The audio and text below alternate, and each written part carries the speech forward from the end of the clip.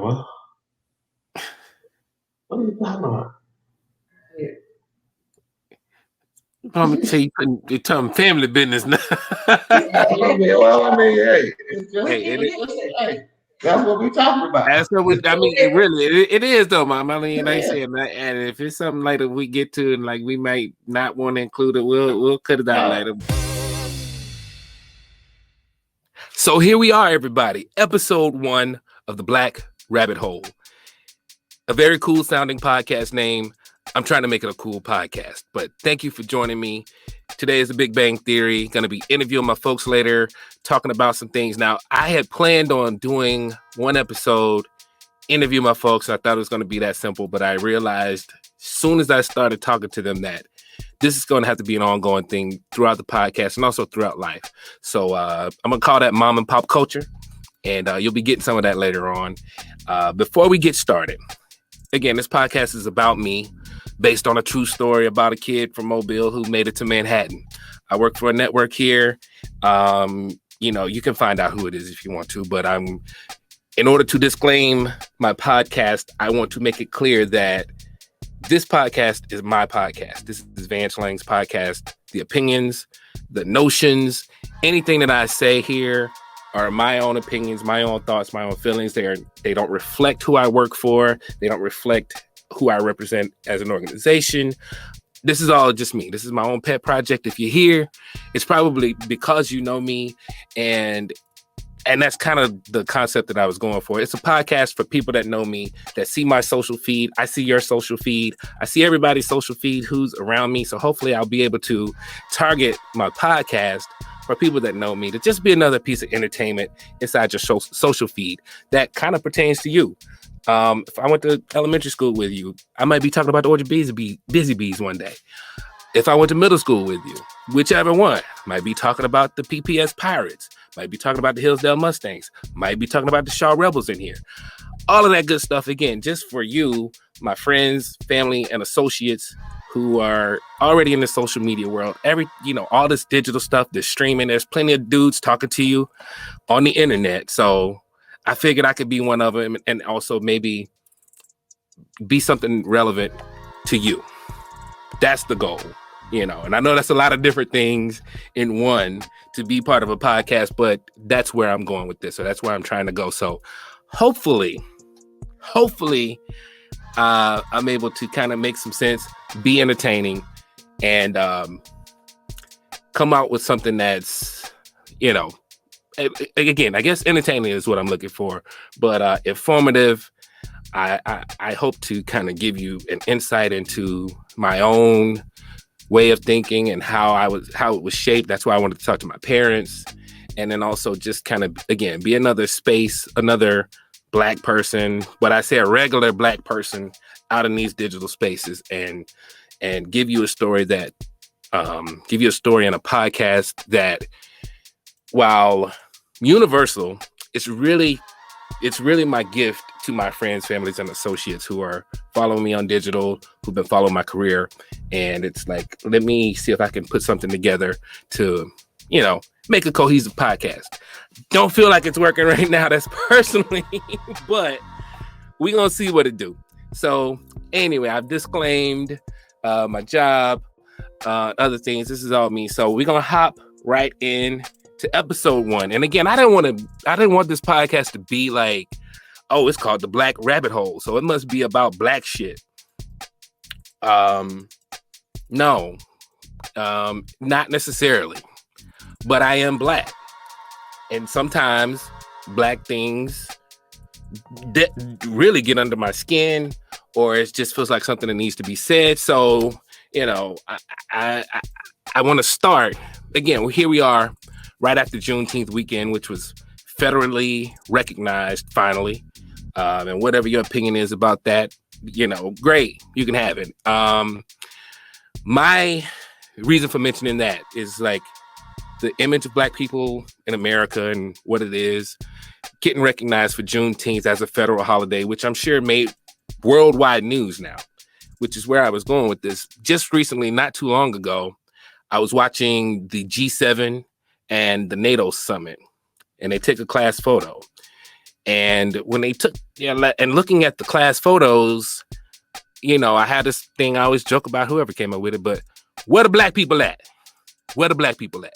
The G7 is the group of 7 countries that wield global influence, and they form these alliances and make these Paris Accords and whatnot. Global influence. And also NATO, same thing. It's the North Atlantic Treaty Organization or something like that. And these pictures, like I said, where the black people at, is struck me that at least prominently featured. Now, somebody can fact check me on this or whatever. There are no African nations in the G7. Or South American nations in the G7 in any big way. Again, if I'm sure they got to be represented somewhere, right? But when I see the class photo, where are the black people?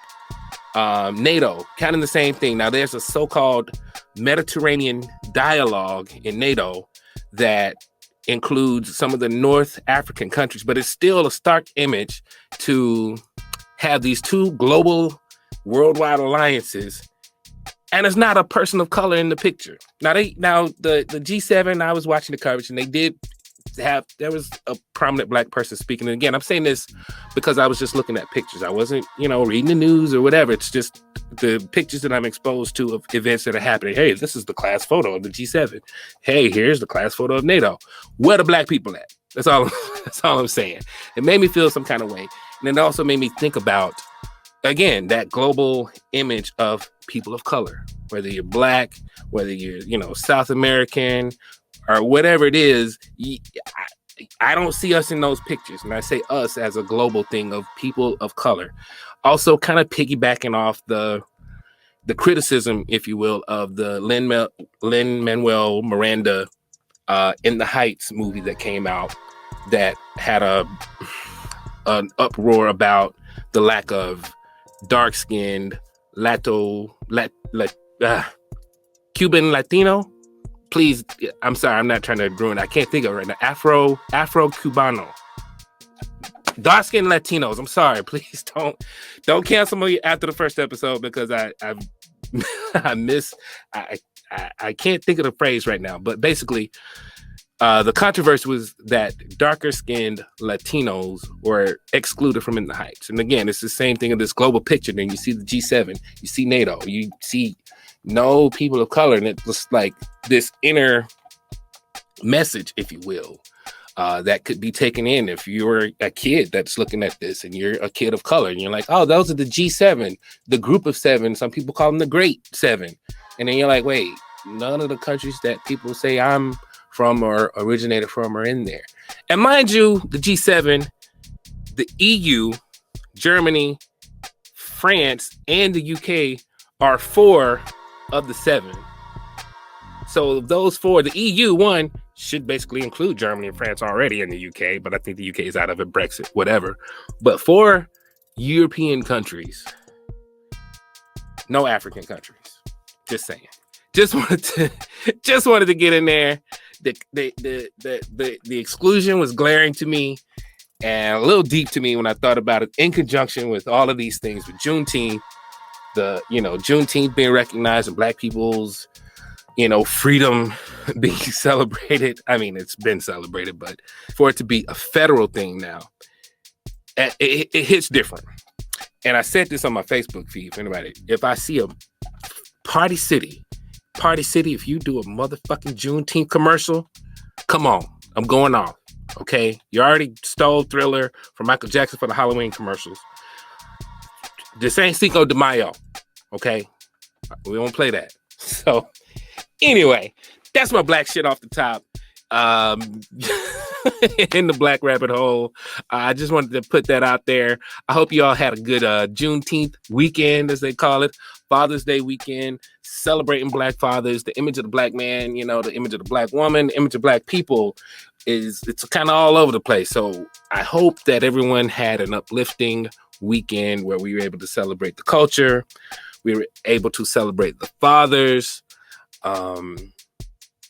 Because, that's what we need. I mean, I try to just be a, normal, regular person. That's what I am. And I try to do good things, do nice things, and make people feel better. So I hope everyone had a good Father's Day weekend. Shout out to Mickey, my dad. I know I was a lot to deal with, but I definitely appreciate your patience and all that good stuff. So happy Father's Day, happy Juneteenth, and welcome again to episode 1 of the Black Rabbit Hole. We're gonna get into some other things shortly, but first, here's this. I made it sound like something was coming, right? I don't know what's coming yet, but that's the intro. We coming with part 2 soon. Holler! Happy Father's Day, everybody. Wanted to give a shout out to my dad. This is something that I wrote over 20 years ago, back in my spoken word days, and it's still relevant.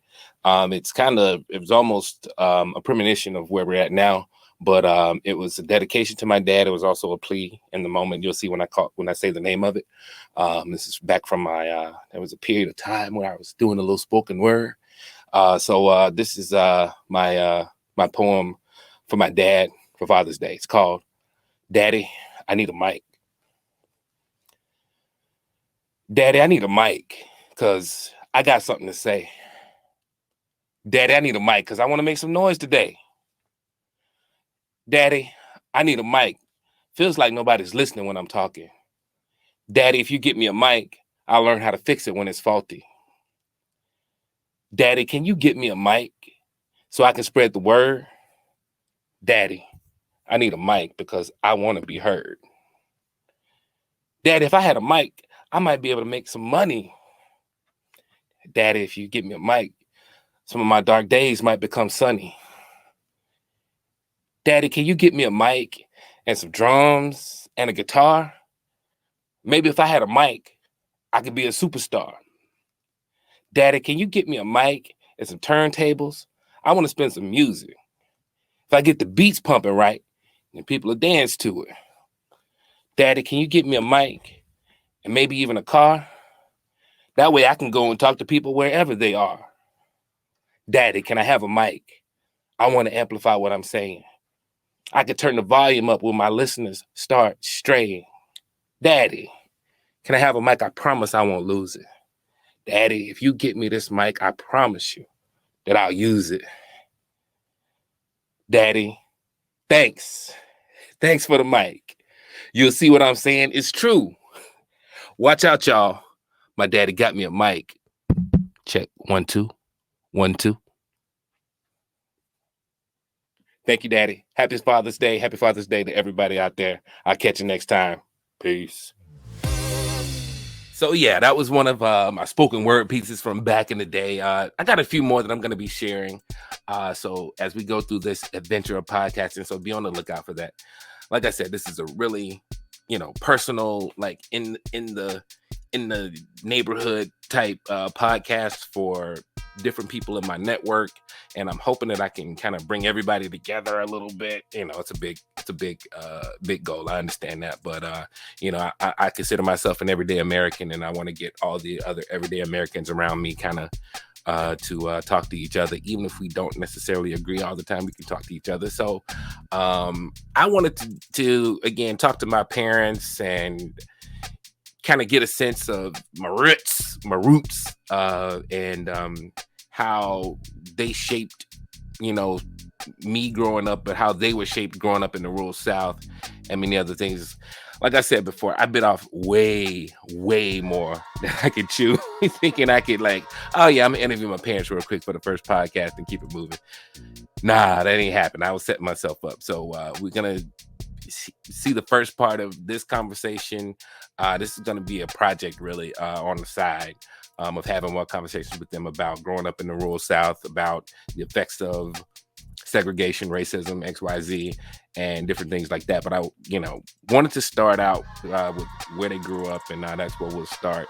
But again, that's going to be a separate little thing. A little later in the pod, we're going to talk to my homie, the handy electrician. He's going to hook you up with some handy tips. Throughout the course of this podcast, I'm going to bring in more podcasters. I'm going to be blasting my people who are selling shirts. I got on my Everything is Beautiful in Its Own Time shirt from my bosom buddies and Percy and DanaAdopt.com. You can go check it out. But I'm going to be shouting out my independent people who are doing consumer things online. So I'm going to be trying to get those people in here and just trying to expand my network by exposing these folks to other folks. And you sell your thing here, you do your thing there, and everybody, we can all kind of create our little network can do big things. I try to kind of help people work within the networks you got. So we'll be doing some of that. So please subscribe to the podcast on your podcast platform, Google, Apple. I think you can say, Alexa, find the Black Rabbit Hole, and I think she'll find it. Everywhere you get podcast. The Facebook page is for kind of bonus video clips. The YouTube page, if you're on YouTube, Mixcloud, Twitch. Twitch is going to have a lot of bonus content. It's going to be some live shows going on Twitch. So if you're on Twitch, find the Black Rabbit Hole there. The Mixcloud is where the music is going to be. So, Facebook, they cut you off. They do that kind of stuff. So make sure you find the podcast on all your digital platforms. Because, again, this is kind of my other thing of just kind of putting myself out into these digital spaces and claiming some space. Because there could be more of us out there, and a lot of people are either just not aware of Twitch and Mixcloud, or they just intimidated by going on, me included. So I just wanted to kind of do this, but and getting these digital platforms. So please subscribe. The Black Rabbit Hole, you're already here, but please subscribe to the other channel so I can get those numbers. Just one of those things. So without further ado, here's the first part of my conversation with my parents, and I started by asking them where they grew up. I grew up in Mount Vernon, Macintosh. Two towns about 45 miles north of Mobile. My mother was from Mount Vernon, my father was from Macintosh, so I grew up between the two little towns, which are about 11 miles apart. And we met in high school, I guess, or somewhere thereabouts growing up. We knew each other, I guess, growing up throughout school. Yeah. I don't know, in high school, like I say, in high school, late high school for her, right after high school for me. Well, I grew up in Mount Vernon, Alabama. My dad had a job there at Alabama Power Company, and so him and my mom moved there. And I was born in Watley, Alabama, because my mama went home and had me at home. I remember seeing your dad around, but he was real popular in school and everything, and I wasn't. And I was just like all the other girls. I guess I just had a crush on him or whatever, but I never did say nothing about it. And then he was going off to the military. He was going to the service, and he was going around, and he had this little book, and he was going to get all the girls' addresses so that somebody could write to him while he was in the service. I always teased that I guess I was the only girl that wrote back. Because he started writing me back, and then all of a sudden he sent me his class ring in the mail, and I started getting all these things in the mail all the time, the plaques, different stuff. And matter of fact, I got a box back there, so if he'd ever say he didn't do that, I got a whole box of letters that he wrote me while he was in the military, count down the hours, 12 days, 15 hours, and 24 seconds. He would do all that kind of stuff on the letter. And that's how we kind of met, that way. See, that was the thing from being stationed in Alaska. You knew when you went there, you had 550 days. That's 18 months. So from day one, you start counting down 549.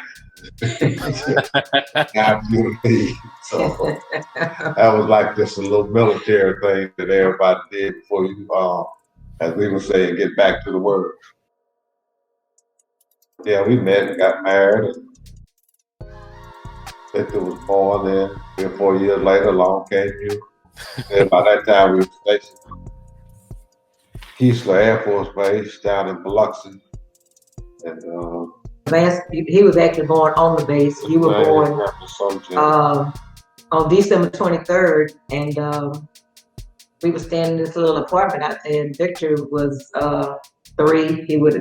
Victor was 3 at the time, and brought you home. You was born December 23rd, and they let me come home on Christmas Day. And I brought you home in the little bassinet thing or whatever it was, and I put you up under the tree and put a little bow on top of you, and I woke Victor up and I said, Victor, look what Santa Claus brought you. He jumped up and he was so excited that Santa Claus had brought him a baby. Best Christmas present he ever got. Exactly, and you have been his gift ever since. When he said at your wedding, you have been a presence in his life ever since. So that's how you came into the world. And that's how, that's how you and your brother met, was when you became his present. And he took real good care of you too. So, and he kept doing, and he's still doing it. So I guess. Mom, I'm gonna circle back for a second because you said that Daddy was popular and you necessarily wasn't. Now you were at Citronelle High School, right? Yes. Now I remember. I think I looked in the yearbook. Weren't you? Now this is what the story I wanted to get to. Weren't you like the colored homecoming queen at one point? Yes. Or the prom queen? Exactly. I was a black. Colored, but yeah, I was the black homecoming queen. So back during that time, they had black homecoming queen, they had a white homecoming queen, and I happened to be the black homecoming queen. And during that time, I'm gonna say I don't say I didn't enjoy high school, but it wasn't as much fun as it could have been. I guess that people have fun. And the reason for that is because I was in all the advanced classes. And was very few blacks in the advanced classes. And so most of the people that I hung around with were the white kids that were at school because I was in all the classes. So therefore, when I got to be homecoming queen, a lot of the black people, how can I say this, said that I probably got it because I was with the white people all the time. You know, it was like I got to be that because I was with, part of their group, I guess, or whatever. Mm-hmm. So it was even hard for me to even get a date. You have to have a date for the homecoming thing. So this other girl that one of my classmates asked her boyfriend would he escort me out there, and he did. And so then that year have a real date for the man. Well, you have to have somebody to escort you out, And I couldn't get anybody, so you had to borrow a boyfriend. Exactly, I had to borrow a boyfriend. You didn't know this time. Huh? You didn't know Mickey at this time, and he was too cool. He was too cool. Oh, he was gone. He was already gone. Okay. He's already gone. And so, so doing that, so I had to, rent a boyfriend, I guess, or whatever for the night, and then. During that time, they too had a thing where the blacks was supposedly boycotting the homecoming because they didn't like the band or whatever they was having. So, I go to the homecoming dance, but controversy. Exactly, it was controversy there. So it was kind of a hectic year, So, and it's amazing how now, even after. I've been out of high school almost 50 years, and people still, your classmates that you had back then, they still see you in that position of like you think you're better than what we are, or you, whatever it is, Well, it was some, I guess you'd say a lot of transition during that time because that was only the second class integrated class that finished high school in Citronelle. They had closed down the black high school, like 3 or 4 miles away. Transitioned all the kids over to Citronelle High School, which was, they had black school and white school, high school. So they transitioned all the kids from the black school, 9th grade up, 1970, I think it was. So 1970, 71 and 72, so they may have been the third class to graduate, but the racial tensions were still high. In In my class in McIntosh, we were the last all-black class to graduate from McIntosh Junior High School. Next year, they brought in kids from another school, or so that was the first integrated class in 1971. But the class of 1970 was the last class of all black students in McIntosh. When y'all were going through stuff like this, Rosa Parks and that kind of stuff, y'all were about how old when that was happening, and what kind of effect was that having where you all were in Alabama during that time? Well, because Rosa Parks, December 1955, when she. Okay, that. It didn't affect us as we knew it because we were so small. You were young. But growing up, we heard about it. Mm-hmm. As we grew up, and growing up, and coming from what they call up the country to Mobile, we could tell there was difference. In some of the department stores, there was a colored water fountain. Black folk couldn't ride the elevator; you had to walk upstairs. Mm-hmm. The department store. Couldn't use restrooms at places. Couldn't use the restrooms at none of them. And one thing I do remember is my dad had relatives in Birmingham. My dad would always travel. And I just remember one night, we were going to try to get a hotel in Birmingham, and that Gaston Hotel was the only hotel they had for black people. And once we got there, my mom wouldn't get out the car. So we rode all the way back to Mount Vernon that night. And my mom was out. And when I was little, I never knew why. But when we got to Birmingham, my mom would always keep us real close to her. We could not go outside and think. It was like she thought something was going to happen to us in Birmingham. I used to always think that if I got to Birmingham, I guess somebody was going to snatch us up or something. I don't know what was going to happen to me, but it was just like once we got to Birmingham, it was always, my mom had like a fear of us and a fear of Birmingham. So I just, like I say, I always had a fear of Birmingham for some reason, but I guess looking back on it, just because of the little girls at the church and all the stuff that was going on in Birmingham was why my mom that. But being little, I didn't know. My mother knew about the news. She being a child about the bombings in Birmingham, how black folks were treated in Birmingham. So she didn't know about being a child, but her mother knew. Probably listen to news or accounts from other relatives. Birmingham was a tough place to be. Yeah. So and like I said, in the small towns that we came from, it wasn't the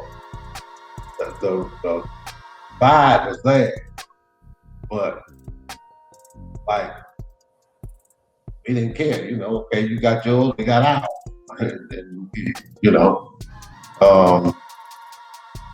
also there were very few establishments in those towns that you could frequent. So it wasn't like, it was only like one or two grocery stores, so everybody had to go to the grocery store, Right. It was, as far as the civil rights movement itself, we didn't get too much into it, growing up, because we were out in the country, I guess. And so very few white people. Yeah.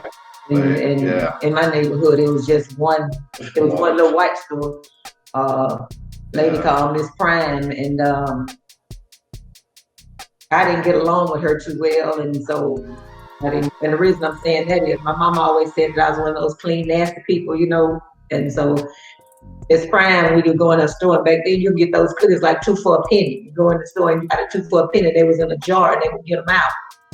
And I went into the store one day and she was sitting there rubbing her cat, just playing with him and everything. So when she got ready to go, I told her I want some cookies. She got on up and went over there and started getting the cookies out the jar.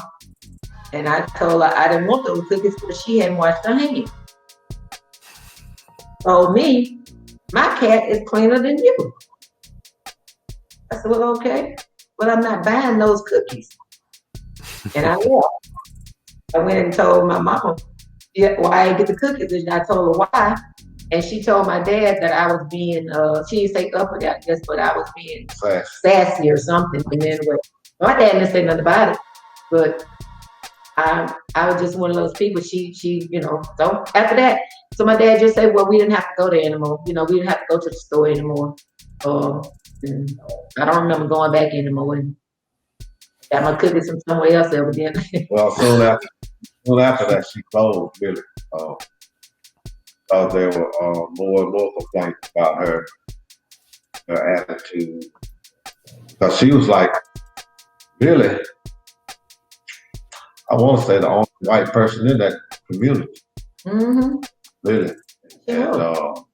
And, honestly, now that you say it, when I think about being in Marvin Cole, like as a kid, I didn't remember any white people around, really. No, that was we wasn't none. That was Yeah, no. Miss Prime and then down where the service station is, there was a guy, but he just ran the service. Those were the only two that I could recall in that area. Really. At the Fletcher Smith up there? Yeah. Mm-hmm. That was it. Fletcher, well, there was a guy called Devil or something. Yeah, they used to be. Fletcher Smith. Yeah, there was somebody else. An old guy called Devil or something like that. Yeah. And he was a greasy old white guy, Those were the only two. The two people in my part. Now there was some out further, like behind, that road that keeps on out behind the house. Mm-hmm. Yeah. There was some way out there in the woods somewhere. But right there in Marvin Cole proper. All two. And then, so everybody would have to really go over to Mount Vernon to buy anything from the stores. It was like 3 grocery stores over there. And the two most frequent, there were 2 more frequent by black people than the other one. It was basically like for white people, I guess.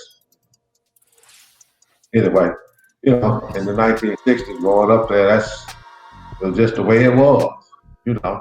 And like us, we didn't shop in Mount Vernon, period. We didn't go there for anything. My dad was from Jackson, and he would always go to Jackson to get whatever, and then after that he would start going to Mobile. I don't know why, but we didn't shop or anything in Mount Vernon, really.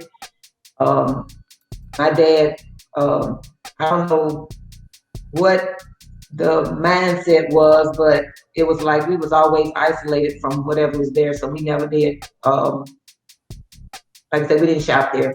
We went to Mobile, or either we went all the way up to Jackson, where he was from, to shop.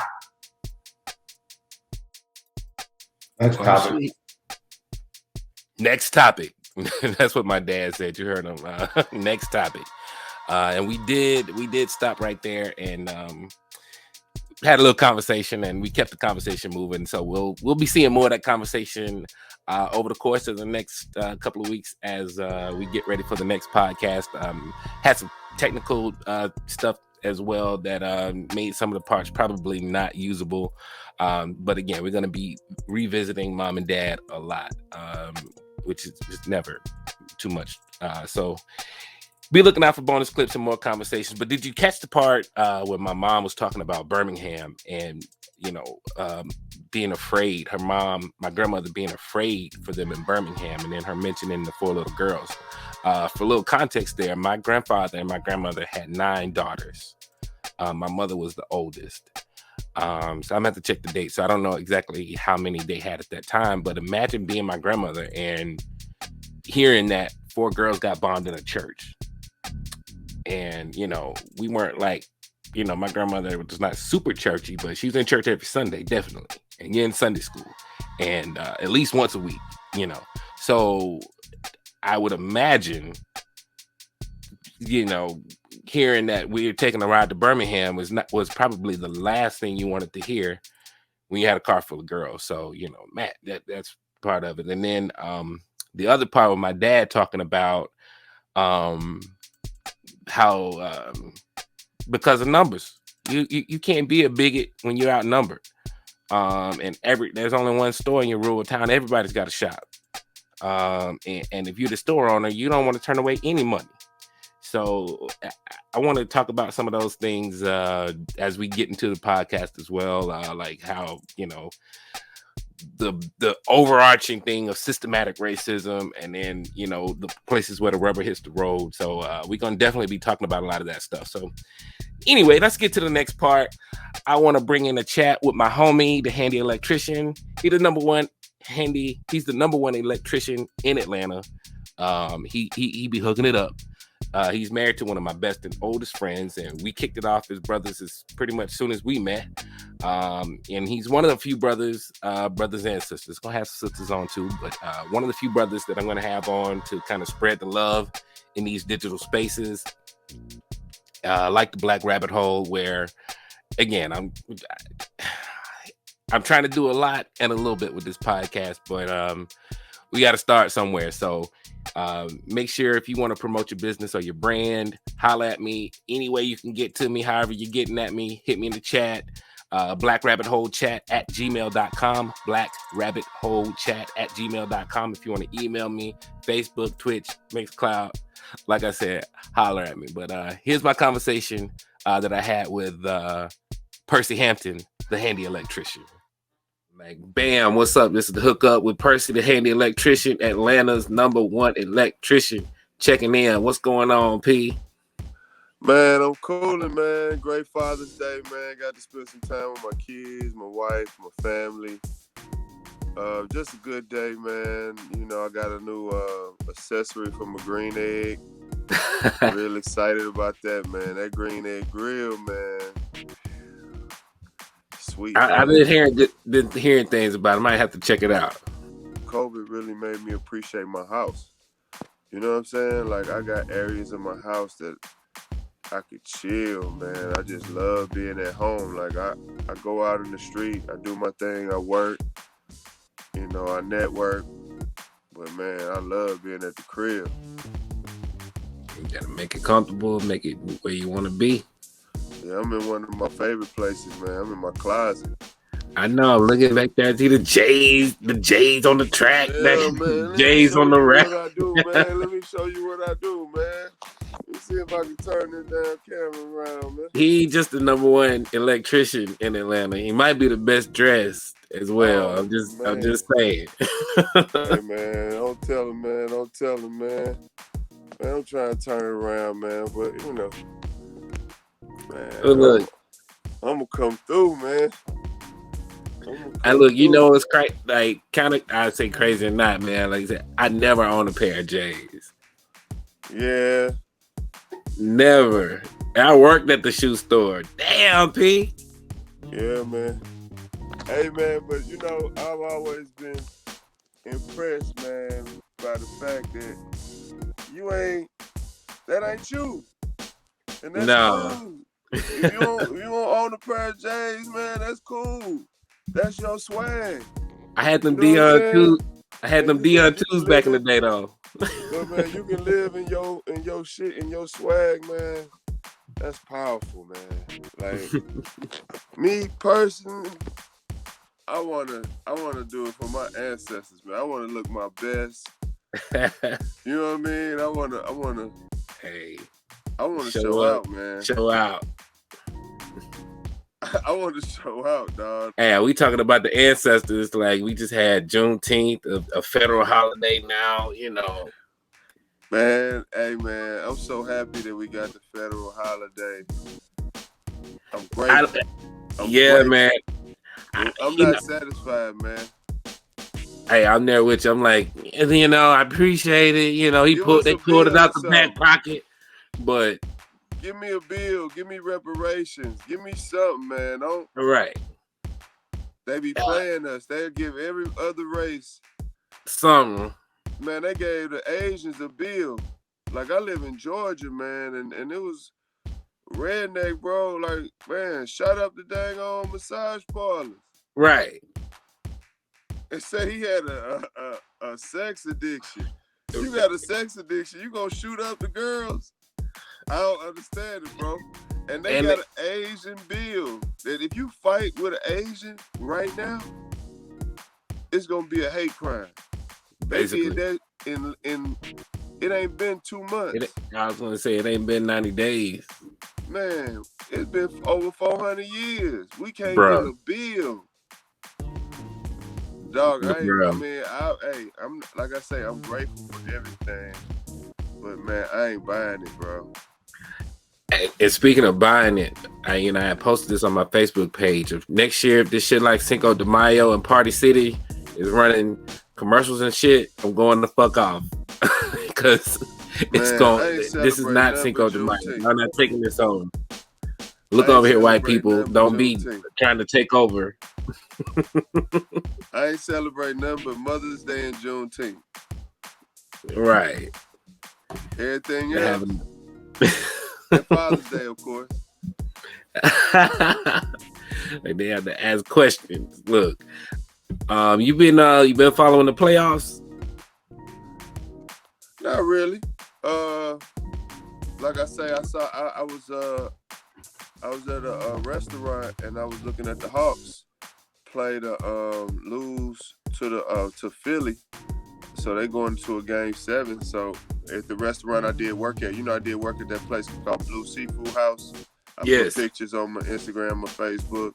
So I went there and did a service call, and afterwards I always go sit down with the owner. We had drinks, chop it up. You know what I mean? They got a live band.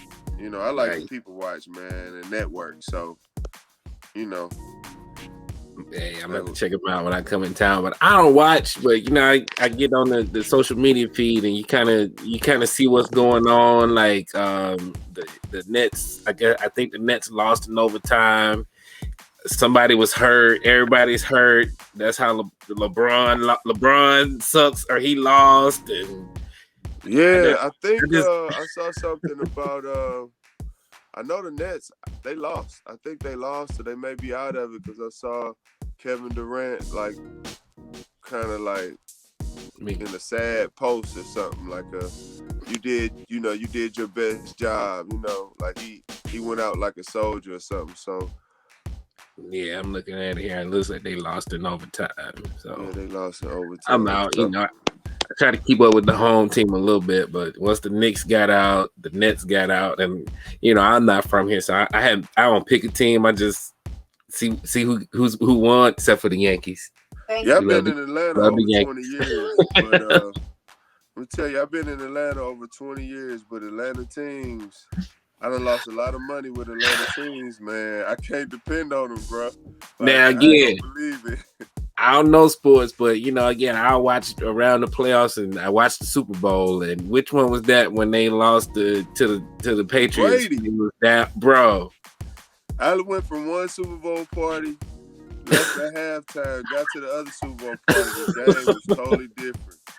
People was happy when I left. Falcons was up by 25 points. Get to the other Super Bowl party, people was like sad, ready to fight. Out, bro. I was like, yeah, that wasn't even cool. And now they got rid of Julio, or did they lose Julio, or Julio leave? They lost Julio. And where did he go? That's what I don't know. I know he was. I don't know, man, but he rumored to go somewhere. He ain't got about a good 5 years in him. Yeah, if he doing right, he'll be all right though, as long as he be healthy. But man, they taking care of Matt Ryan like he good. Matt Ryan, man. They had Michael Vick. I was here when they had Michael Vick, and man, Michael Vick was killing boys. They would not put a team around Michael Vick to say they like. It's like racial, man. It's like y'all gonna mess up y'all money being ignorant. Hey, well, the racial. NFL, they just had a finding or something where when they were doing those CTE studies, they were downgrading black athletes out the gate. Whatever the figure was, they started when they were giving settlements to people, say whatever the number is. Say if it was a 100, you started at 100, yeah, and whatever your degradation was, it went down. They started black people at 80% already. Bro, I'm convinced, man. I live here. I have a business here, but these people do not mess with us, bro. Like, Hey, they ain't got to show me no more. It ain't hey, nothing they you got to in tell Georgia? me. I'm in Georgia. They just passed a bill, a voting rights bill, like I feel like we're in like the 60s or the 50s, where you can't bring nobody no water. Like, your signature gotta be perfect. Like, I mean, they just, bro, people so wicked, man. Like, I'm amazed, bro. Like, I'm not mad. I'm just like, I'm disappointed in humanity, bro. Like, these are supposed to be people. Man, you know what I mean? It's Like, these people are inhumane, bro. Like, man, I don't watch know, it, man. and it is unbelievable. It's literally unbelievable to watch it. It's unbelievable. Like, it's so unbelievable, bro. Like, I don't have time to waste. Like, I know I got work to do, man. Like, I have a little fun. I travel. I do my thing, man. But, man, if you playing games out here, if you don't know what's going on, and you know, like, I've been telling my family, man, like, this is a literal race. Like, life is a race. Race is like, okay, black, white, Asian, Spanish, like, that's race. But every race should be in a race to take their race to the top. You know what I'm saying? So you should be, or what I'm going to do and teach my tribe, like, man, go for it. Bust your butt. Save money, invest money, play instruments, be the best version of yourself that you can be. Like, life is not a joke, man. Like, we in last place. Black people in last place, bro. And it's I hate, like, when we have to say that and you start with that, because it's like we making progress, and you know, we had a Barack Obama, now we got a Kamala Harris. And but my question to politicians, not to cut you off, I always you good. With you. No, you good. Man, when is a politician really gonna do something just for black people? I don't care about all them other races, man. And I'm not prejudiced against no other race. I have no problems with no other race. My family come from Panama, Chinese. I got all kind of, backgrounds, man. But I'm a black man. You know what I mean? Yeah. My question, only politician I'm rocking with is a politician that's gonna do something for black people. If you're not doing nothing for no black people, man, I can't rock with you. Or at the least lie to me, Kamala. You know, at least say you're gonna do something, and it just never work out, or it's gonna get lost in the Senate or something. At least, you know, it's hard to look at a lot of this stuff, and again, like you say, with the politicians, particularly some of the ones that are in the more powerful positions, especially when you have Republicans who have zero problem flexing whatever power flexing their muscle. The Democrats soft to me. I think the black people need to start their own political party. Black people need to start their own political party. They got to. Like, it's definitely gonna have to be. The Democrats, like, I'm no expert, man, but I just know what I see, and I know what I see. I serve the military. You know what I mean? I know politicians, but, man, the Democrats, they want to give you everything and pacify you. The Republicans, they want to make you earn it, but they kind of got some little sneaky ways too. Black people need to start their own party. That's the only that's to me, that's the only logical thing. We need to start our own shit. A lot of it is just starting that. Well, it even goes back. We just a week or two from the anniversary of the Black Wall Street massacre too. It goes back to that though. Where we, we tried and we're still trying. And then we let these folks sweep it under a rug, and we scared to talk about it. But I'm grateful that they bringing it back out. We need to keep trying, bro. That's one thing about us. We'll never quit. We not quitters. We all need to keep trying. And it was so funny.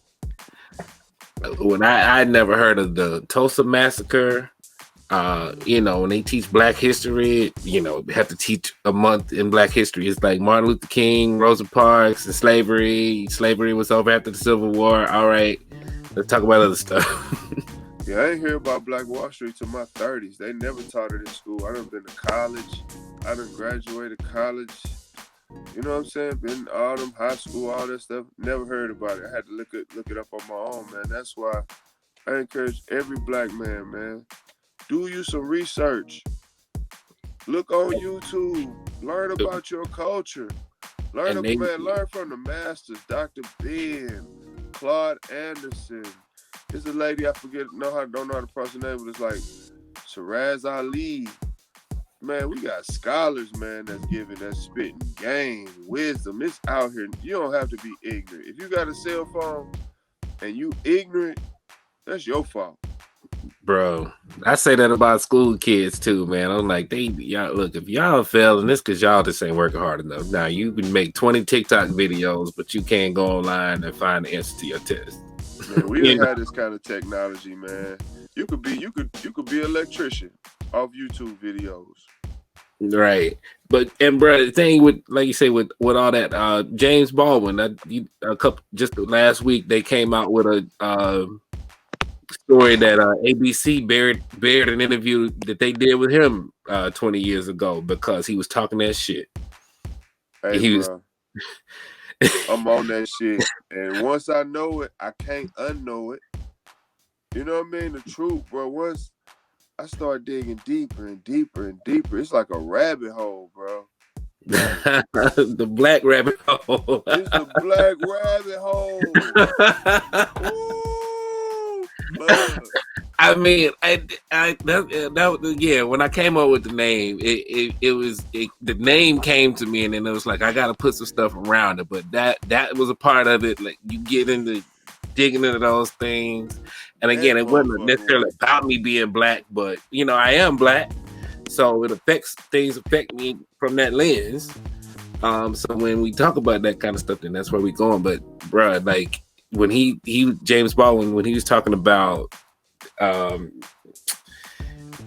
Basically the white guilt and like why white people fear like us, but it's the fear of themselves and what they think. They know they did us dirty. They know they did us dirty, bro. Look, I'm gonna find a little bit just to play in here real quick too, because it's a black rabbit hole. I'm gonna share this. I could talk about this all day. This needs to be talked about. You know what I'm saying? This is more important than the playoffs to me. Hey, you know what I mean? Like it's coming to a head too. We need to be knowing the truth and saying it, because and not be scared. These folks out here believing that lie. Right. I can't do nothing with no lies, man. Once I know the truth, I'm cool. I'm Gucci. White people go around, it seems to me, with a very carefully suppressed terror of black people. A tremendous uneasiness. They don't know what the black face hides. They're sure it's hiding something. What it's hiding is American history. What it's hiding is what white people know they have done and are doing. It's what white people know very well. One thing, there's the only thing they have to know. They know this, everything else I say is a lie. They know they would not like to be black here. We're gonna watch this whole thing. I'm gonna put the link. I'm gonna have a link in the chat, and I'm gonna have a link in the places where we had a podcast, so you can watch the whole thing. Anybody that's watching this, but I didn't know anything about my YouTube brother. Queue. Bro. There's hours when the stuff that he is saying. Brother. Go ahead. I'm gonna watch. I'm gonna look him up, man. Bro, go start with the condensed thing. I would say is start with I am not your Negro. I think it should be on Prime Video, or if you know whatever service you got, you should be able to find I am not your Negro. Yeah. But man. We're streaming, man. I'm sure we can find it. Yeah, but, man. I'm just hungry for the knowledge, man. I'm hungry for the growth, man. Like, bro, you gotta, once you know the truth, once you know that, bro, it's all set up as a game against you, then it just make me look at everything from a different set of lenses. Like, oh, I'm playing to win now. Like, forget all the distractions, forget all the disruptors, forget all the things that's been put in place to hold me back, man. You know, just be cautious, man. Like, these people went through long strides to hold us down, to keep us down. And even when you go to prison, man, I think it's the 13th Amendment. It's like it say you're a slave. Basically. Even in the Constitution, the only reference to black people is as property or 3/8 of a man. Like, dog, that's the rule of this land, and it talks about us as property. And we wonder why it's so easy for a cop to kill us. Or we wonder why it's so easy for us to get more time. Because they want us back in slavery. That's how they make us slaves again. And then it's private. You know, the jails are private.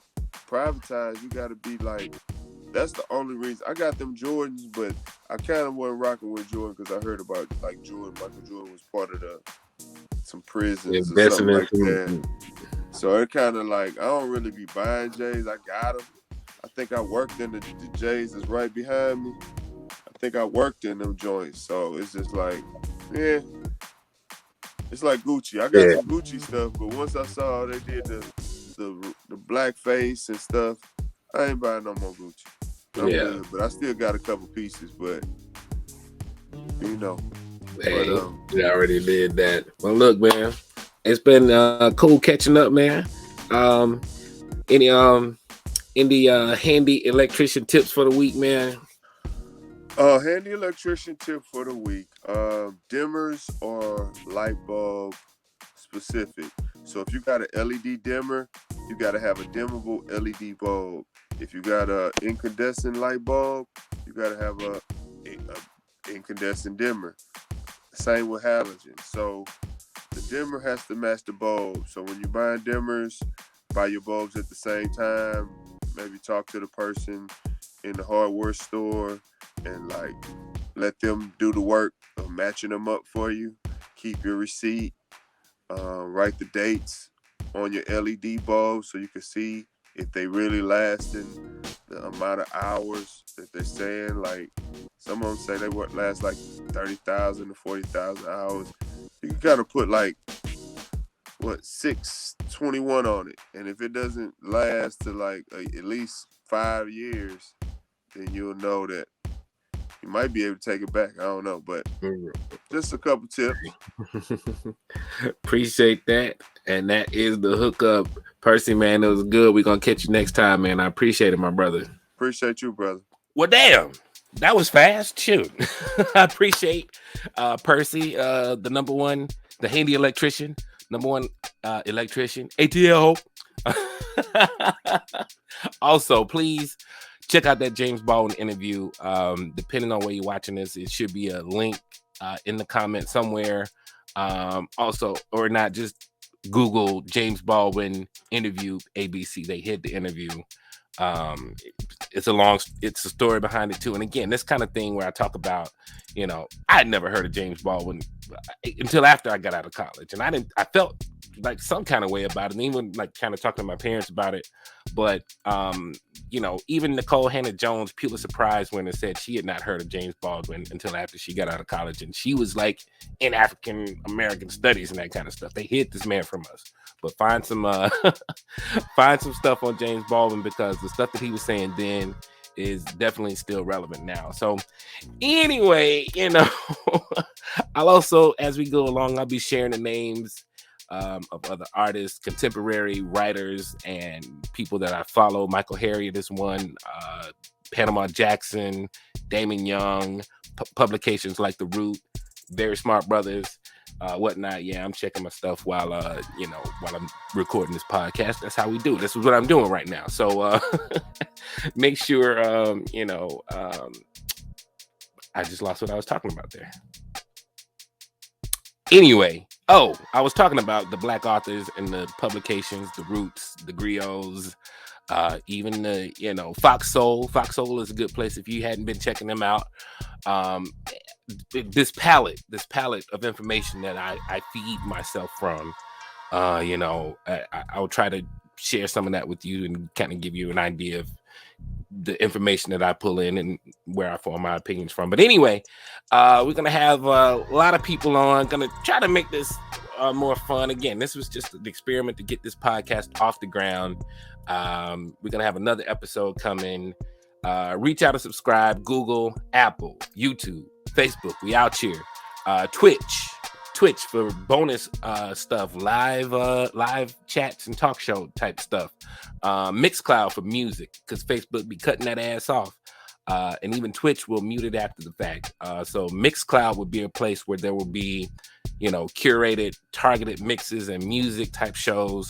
So you definitely want to come there. We'll be analyzing albums, tracks, you know, obscure, random shit. So make sure you, if you're on the Mixcloud platform, look for the Black Rabbit Hole. If you want to be on the show, blackrabbitholechat at gmail.com. Please subscribe somewhere.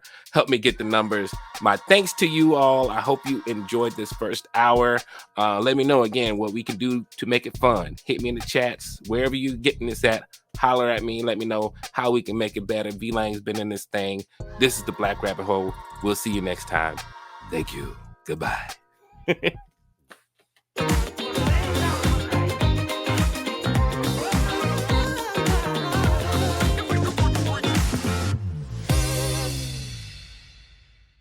Cut. Yeah, man. How'd I do? Oh, man, that was straight, man.